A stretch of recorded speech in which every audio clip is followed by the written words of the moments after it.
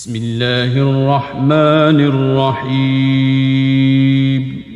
إياك نعبد وإياك نستعين. When a person worships Allah, believing Him to be the owner of unseen powers, with the highest level of love for Him, with the highest level of humility, humiliation and fear in front of Him, and does not associate anyone with Allah, does not have a love like His love or a fear like His fear, and does not worship anyone other than Allah, then he has paid the right to be a slave